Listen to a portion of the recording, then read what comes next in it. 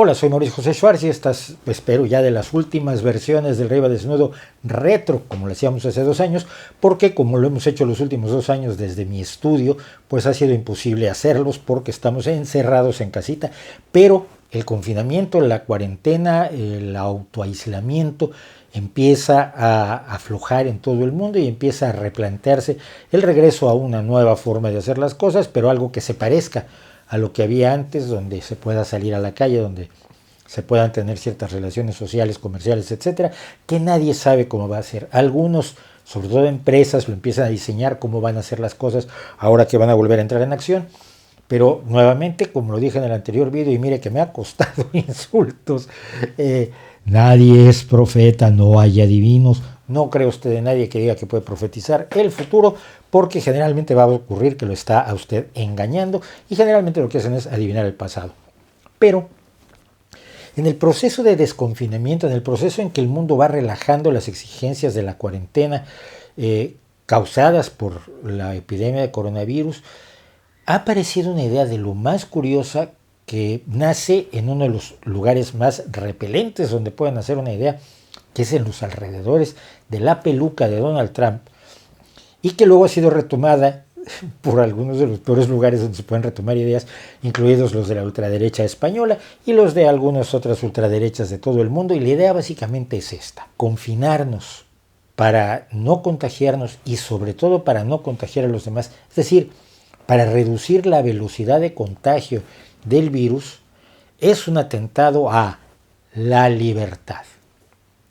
La libertad, derecho de la humanidad, cantaba Maciel. La palabra libertad es suficiente para emocionar a muchas personas. Basta decirla para que ya algunas personas estén pensando que hay que luchar en contra de la opresión y de la esclavitud a la que estamos sometidos.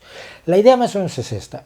Dicen sectores de la ultraderecha estadounidense, sectores que por ejemplo en Ohio se han acercado a la sede del poder de la gobernadora de Ohio armados, porque en Estados Unidos se puede andar armado con armas de asalto, con rifles de asalto que se utilizan normalmente para la guerra.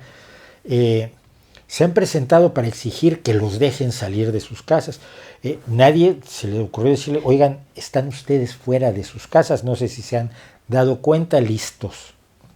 Bueno, no son tan listos desde el momento en que necesitan para expresar sus opiniones políticas estar apoyados en un rifle de asalto. La idea es que la gente debería ser libre, estos son los extremos de cierta visión, quizás libertaria o liberal o liberosa, liberalística. Cada quien debería ser libre de decidir si se contagia o no, si quiere seguir trabajando aunque le cueste la vida. ¿Y quién es el gobierno, el malvado gobierno, para decirles que no pueden salir a su casa?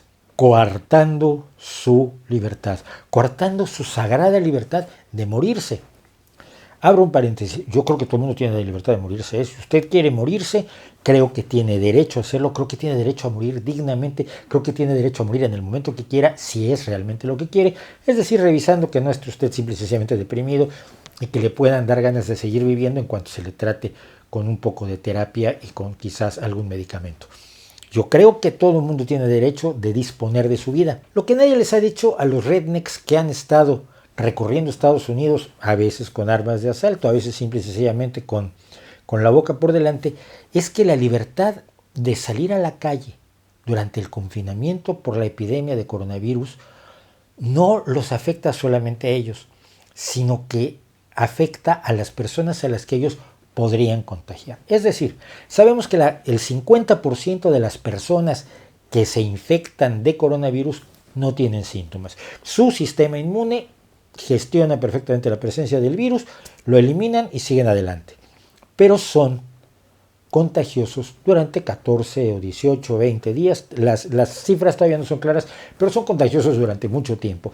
No tienen ningún síntoma, pero libremente pueden matar a un montón de personas. Libremente pueden contagiar a muchos inocentes que interactúen con ellos en su trabajo, que se crucen con ellos en la calle, que toquen las mismas barandillas que ellos tocaron, que coman los alimentos que ellos probablemente han preparado, que toquen los mismos objetos que ellos vieron en una tienda, no les gustaron, los volvieron a poner en su lugar y otra persona los toca y se puede contagiar Y esa persona puede ser del 50% que sí tiene síntomas. Y de esas personas hay un porcentaje que tiene síntomas graves, que requiere ser atendida en una unidad de cuidados intensivos y un porcentaje de ellos muere.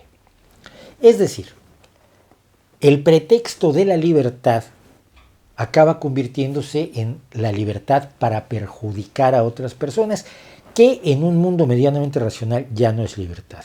Pero este fenómeno lo hemos visto cada vez más en tres sectores que afirman ser defensores de la libertad y que a cualquier cosa que coarte lo que ellos llaman su libertad, lo llaman liberticida y salen en los periódicos diciendo que quieren hacer cosas y defendiendo su sagrado derecho a algunas cosas para las cuales difícilmente podemos pensar que tienen un sagrado derecho. El caso, por ejemplo, es el de la libertad religiosa, y me voy a centrar en España porque en España es donde he visto el problema más gravemente. La libertad religiosa es la suya.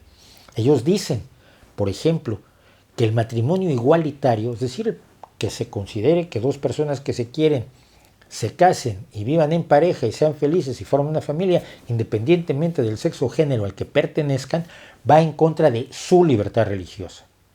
La pregunta es, ¿pero acaso a usted, querido miembro de Hazte Oír, querido militante del Partido Popular, curiosísimo votante de Vox, alguien lo está obligando a casarse con alguien de su mismo sexo y género? Porque si así es, tendríamos un problema muy grave. Imagínese que usted está en su casa, usted es un señor al que le gustan mucho las damas, y le presentan de pronto a Pepe y le dicen, tú te vas a casar con Pepe porque lo decido yo. Eso sería cortar su libertad. Pero si Pepe y Paco se quieren casar, ¿en qué afecta a su libertad? ¿En qué afecta a su libertad religiosa personal el que otras personas tengan el derecho de ser libres y vivir libremente su sexualidad como adultos responsables? Y aquí hablamos siempre de adultos, no hablamos de niños atacados por ministros de alguna religión, como podría ser, por ejemplo, la católica. Y fundamentalmente consideran que su libertad religiosa es la libertad de imponerle a los demás la religión y las prácticas que pueden tener. Esto es poquito de abuso del concepto de libertad, diría yo. El otro problema lo encontramos en elementos como la idea del libre mercado. La gente dice que el mercado debe ser libre y uno podría estar de acuerdo. La gente debe poder comprar y vender lo que quiera y los precios sobre regirse de acuerdo a ciertas reglas de oferta y demanda, salvo en ciertos casos donde ciertas consideraciones sean más importantes que el valor de la libertad de mercado.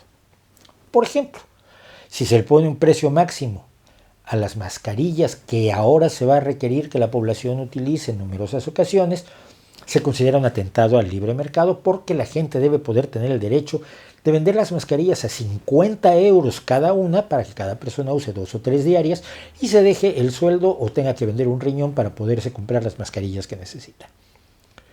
Del mismo modo, se considera que el mercado no debe ser regulado en absolutamente ninguna forma. Por ejemplo, yo recuerdo a Milton Friedman diciendo que las organizaciones que certifican la seguridad alimentaria o la seguridad de los medicamentos que consumimos deberían ser cerradas.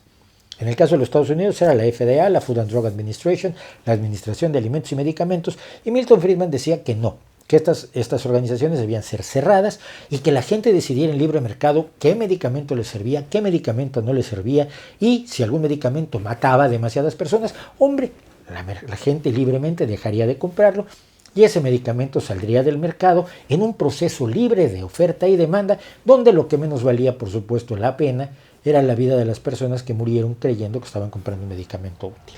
La negativa a toda forma de regulación del mercado la defienden algunas personas que creen que la única libertad absoluta debe ser la del mercado. Y digo absoluta porque ellos no defenderían en ningún momento que, por ejemplo, fuera perfectamente libre la construcción de edificios. Es decir, que cualquier persona, sin ser ingeniero, pudiera construir y vender distintas edificaciones en condiciones de inseguridad tal que mataran a muchísimas personas. A estas personas les parece correcto que haya un reglamento de construcción o que haya un reglamento de tráfico para impedir que la gente tenga la libertad de atropellar a otras personas, o de ir a una velocidad demasiado peligrosa, o de embarrarse contra los automóviles de otras personas, ejerciendo su sagrada libertad al tráfico y al transporte. Si todas las actividades humanas tienen reglas, el fútbol tiene reglas, el béisbol tiene reglas, se tienen que aprobar determinados exámenes para poder ser uno médico, para operar. No puede uno decir yo curo el cáncer operando y entonces ponerse a operar gente y ya que el mercado luego decida que pues, se le mueren todos, así que ya no le compren sus operaciones y que no haya responsabilidades penales por falsificar o suplantar a un médico, es muy raro que digan que hay una cosa que no debe tener reglas, que hay una actividad humana en concreto, la compraventa de bienes, la fabricación, producción, compra y venta de bienes que no debe tener ninguna regla, que debe ser totalmente libre. Aún defendiendo el libre mercado, cualquier persona razonable, no extremista, no enloquecida, sabe que es bueno, por ejemplo, que se impida que se le vendan a la gente productos venenosos, que se le impida que se le vendan a la gente productos mal hechos a precios delirantes, que no haya ningún reglamento acerca de la bondad ecológica de los procesos de producción de las empresas de las más diversas, que no haya reglas de relaciones laborales que permitieran, por ejemplo, que una empresa contrate gente a cambio de un sueldo miserable trabajando 85 horas a la semana y que pueda también tener a niños trabajando para ellos y que los pueda obligar a prestarles servicios sexuales a sus empleadas.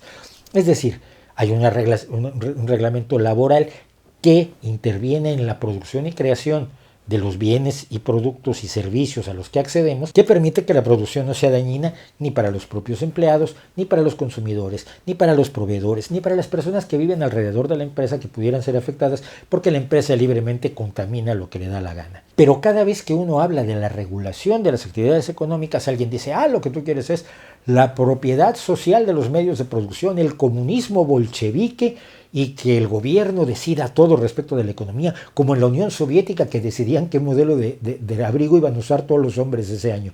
Porque sí, efectivamente, sí se hacía, y así de absurdo era el control absoluto de la economía. Pero el hecho de que el control absoluto de la economía, como el control absoluto del fútbol, decidiendo cómo se va a jugar cada partido y quién va a ganar, sería ridículo.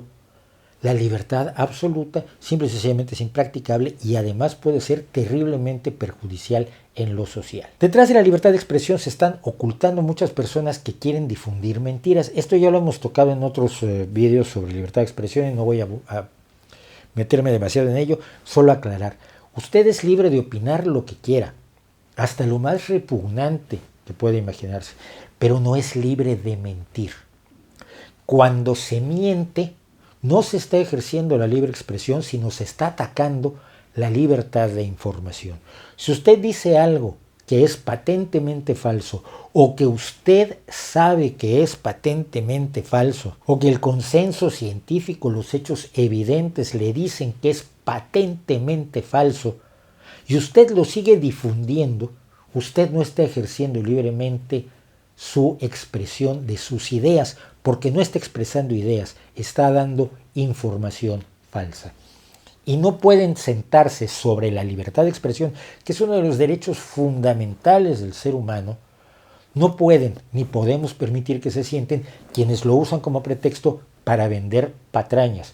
Estas patrañas pueden ser pseudomedicinas, pueden ser pseudoterapias, pueden ser explicaciones fantasiosas. No se puede decir, ¿y usted qué cree? ¿Este virus está hecho en laboratorio o acaso es un producto natural? No, porque no importa lo que la gente crea. Lo que importa es que los científicos saben que es un virus natural, pariente de otros virus, que comparte una serie de rasgos genéticos que hacen imposible su falsificación en laboratorio, que además está en un depósito natural, en un reservorio natural, que son los murciélagos, etcétera, etcétera.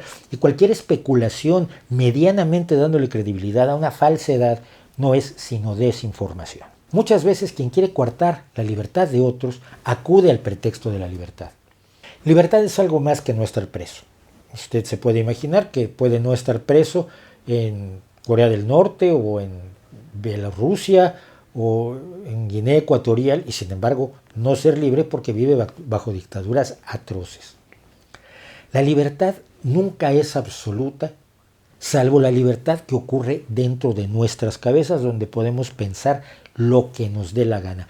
Pero en el momento en que pasamos a la acción, nuestra libertad tiene los límites de la libertad de otras personas. Esta es una de las formas de definirla que a mí me parecen más claras. Cuando el ejercicio de tu libertad implica la reducción brutal de la libertad de otras personas o les implica daños concretos o les implica riesgos que ellos no asumen libremente, no estás ejerciendo tu libertad, estás ejerciendo una forma de opresión. Quien afirma estar bajo una dictadura aterradora y quiere ser libre para contagiar a otras personas, para vender basura, para imponer religiones o para contar desinformaciones y falsedades, no está defendiendo la libertad, está defendiendo la suya.